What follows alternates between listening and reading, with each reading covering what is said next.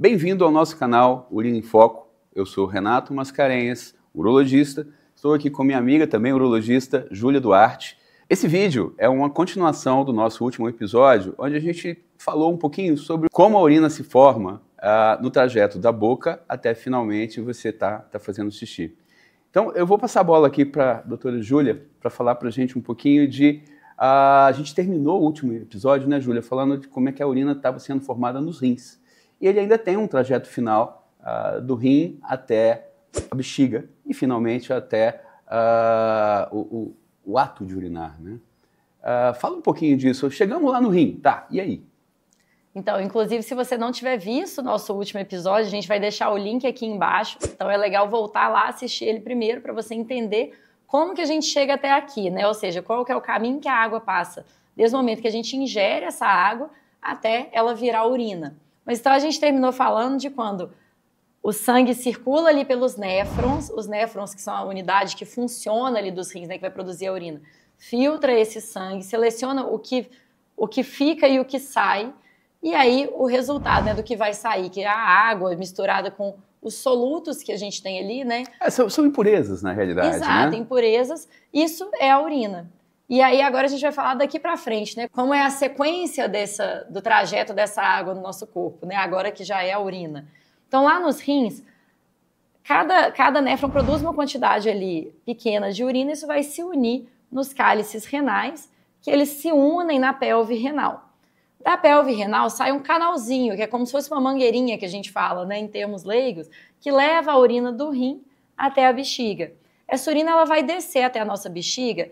De certa forma, ela desce quase que até por gravidade, passivamente, mas também existe um processo ativo. Afinal de contas, senão quando a gente estivesse deitado, né, enquanto a gente está dormindo, a urina ia ficar lá parada. Os ureteres, eles têm uma estrutura muscular, embora não muito forte, porque afinal de contas a coisa foi feita para drenar urina, né, e não nada sólido, mas ele chega a fazer, vamos comparar, ele faz uma ordenha, né? Ele vai fazendo movimentos progressivos, onde ele faz uma ordenha para ajudar a urina a finalmente chegar na bexiga. Importante dizer aqui da independência dos rins e ureteres. Nós temos 2 rins, né? E, consequentemente, 2 ureteres que funcionam completamente independente até chegar em uma única bexiga, né? Então, a urina se formou no rim, ela drenou separadamente em cada rim pelo seu próprio ureter, e ela finalmente chegou na bexiga. E aí, a gente que mexe com disfunção miccional no dia a dia, o urologista focado na disfunção miccional, ele tem muita atenção pela bexiga, né, Júlia? Muito nosso foco de trabalho no dia a dia, assim, as chamadas disfunções miccionais, que são basicamente mau funcionamento, melhor dizendo, da bexiga. Fala um pouquinho disso. Então, assim, olha, começou a pingar urina na bexiga, que veio lá do rim. E aí, como é que essa bexiga trabalha com isso aí? Antes de eu dar a resposta, só lembrando, se você gosta desse tipo de conteúdo, não se esqueça de se inscrever no nosso canal, curtir, compartilhar com quem você acha que possa gostar também. E aproveite para deixar aqui nos comentários, né? Se no final desse vídeo ficar alguma dúvida ou tiver alguma outra coisa que você queira ver por aqui, deixa aqui nos comentários, que quem sabe isso pode ser uma ideia para um próximo vídeo para a gente responder a sua dúvida. Mas vamos lá, voltando para o funcionamento da bexiga, né, Renata? Então, como você estava falando, a gente tem os 2 rins, e aí os 2 vão mandar a urina lá para a bexiga. Essa urina vai se juntando, e aí a nossa bexiga, a gente divide o funcionamento dela em 2 fases. Então, primeira fase é a fase de armazenamento. É a fase que nós 2 estamos aqui agora, né? Nossas bexigas, a gente está aqui gravando vídeo, conversando, e nossas bexigas vão enchendo. A gente está tomando água, a gente tomou água mais cedo. E a nossa bexiga, como que ela tem que ficar normalmente? Relaxada. Então, a bexiga, ela vai enchendo ali aos poucos, à medida que os rins vão enviando mais urina, né? E, ao mesmo tempo que isso está acontecendo, a gente tem um músculo que segura a urina, né? Por que não fica vazando essa urina à medida que a bexiga vai enchendo? Tem um músculo, que é o esfíncter urinário, que funciona como se fosse a torneirinha, né? Uma válvula que regula quando que a urina vai sair e quando que ela vai ficar armazenada. Então, isso tudo vai acontecendo de uma forma sincronizada, que a gente fala sinérgica, né? A bexiga vai enchendo, o músculo vai contraindo para a gente ter a continência. E, ao mesmo tempo que isso vai acontecendo, a bexiga vai mandando sinais para o nosso cérebro, né? Isso acontece sem a gente perceber, isso é uma coisa automática. Eu não deixo de imaginar que a bexiga ela é um órgão social, né? Porque ela permite que a gente tenha intervalos entre as idas ao banheiro para urinar, para que a gente possa exercitar as funções do nosso dia a dia. Então, assim, é fundamental que você tenha uma bexiga que consiga armazenar de maneira adequada o seu volume de urina sem te incomodar, para que você consiga levar o seu dia a dia rotineiro. Por falar nisso, Júlia, a gente já comentou isso em episódios passados, mas acho que convém a gente falar sobre o quanto a bexiga cabe, né? Uma bexiga de um adulto, para a gente poder entender, olha, que horas eu vou ter vontade de urinar, quanto minha bexiga cabe.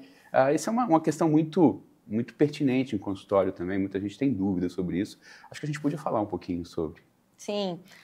A bexiga de um adulto, normalmente ela vai caber ali de uns 350 a 400 ml até 600 a 700 ml, né? Isso em média. É claro que às vezes uma pessoa muito pequenininha vai ter uma capacidade da bexiga diferente de uma pessoa muito grande, né? Isso tende a ser um pouco proporcional ao tamanho da pessoa, e que em situações extremas também, aquela pessoa que está presa no trânsito um tempão, por algum motivo não conseguiu urinar, não tem acesso a um banheiro, pode conseguir tolerar um volume, conseguir reter um volume ali na bexiga, às vezes bem maior que isso, às vezes de 800 ml, 900 ml, mas aí nesse momento a pessoa deve estar com aquela vontade louca de urinar. Né? Eu acho que já deixa de ser vontade, passa a ser um desconforto, eventualmente até dor, né? Sim. Mas isso não deixa de ser um sinal de alerta. Fala, olha, eu estou chegando no meu limite aqui, por favor, dê um jeito de me esvaziar. Exatamente. Né? E aí a gente chegou nesse limite. Vamos dizer aqui que eu estou estou no show, numa fila de um banheiro público e preciso ir ao banheiro para urinar, a fila está grande. E aí, como é que a gente trabalha com isso, Júlia? Qual que é o limite? É seguro você levar até o seu limite todas as vezes? O ideal é que a gente não leve, né? Porque isso vai ter várias repercussões. Aconteceu uma coisa pontualmente, como você falou, na fila de um show, algumas situações extremas são coisas da vida que acontecem, né? Mas quando isso é uma rotina, isso a gente vê muito às vezes com as pessoas que trabalham, às vezes em lugares que não têm um acesso fácil ao banheiro, ou mulheres, né? Mulher tem muita mania de não fazer xixi fora de casa, evitar usar o banheiro fora de casa e ficar sempre segurando ao máximo. Isso não é legal porque vai te condicionar a um comportamento que a gente fala de reter urina mais tempo. Isso pode favorecer, às vezes, infecções urinárias, isso pode levar a algumas dificuldades também na hora de urinar. Então, a gente vai ter outros vídeos para a gente abordar com mais detalhes, né? O que são os hábitos saudáveis e o que a gente deve ou não deve fazer. Mas esse hábito da gente ficar levando a bexiga sempre ao limite não é muito legal, porque pode inclusive levar a repercussões, às vezes difíceis a gente conseguir reverter, né? Dependendo. Eu acho que o recado aqui é o seguinte, você levar sua bexiga ao limite pontualmente, ok, mas você levar isso como um hábito de vida, você pode ter consequências a médio e longo prazo sobre isso. Exato. Né? E aí, só voltando aqui, né, pro que a gente estava falando, então a bexiga vai enchendo cada vez mais. E aí a gente vai começando a ter aqueles sinais para o cérebro, que no início a gente conscientemente não se dá conta, né? Que são os sinais que a bexiga vai mandando da repressão vesical, ou seja, do quanto de urina que tem ali. É como se ela mandasse para o cérebro assim, olha, eu estou começando a ficar um pouquinho cheia. Olha, daqui a pouquinho você devia começar a pensar, o nosso cérebro vai nos avisando, né? Assim, pela sensação que a gente está. Que, opa, acho que daqui a pouco eu tenho que começar a procurar um banheiro.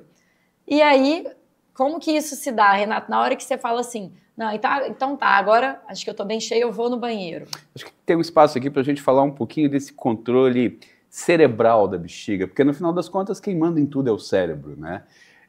Eu tenho uma coisa comigo, a gente não pensa muito sobre bexiga, mas esse controle da bexiga pelo cérebro é tão sofisticado, é tão complexo, que você já pensou uma coisa? Uma criança, ela aprende a andar e falar antes de aprender a controlar o xixi.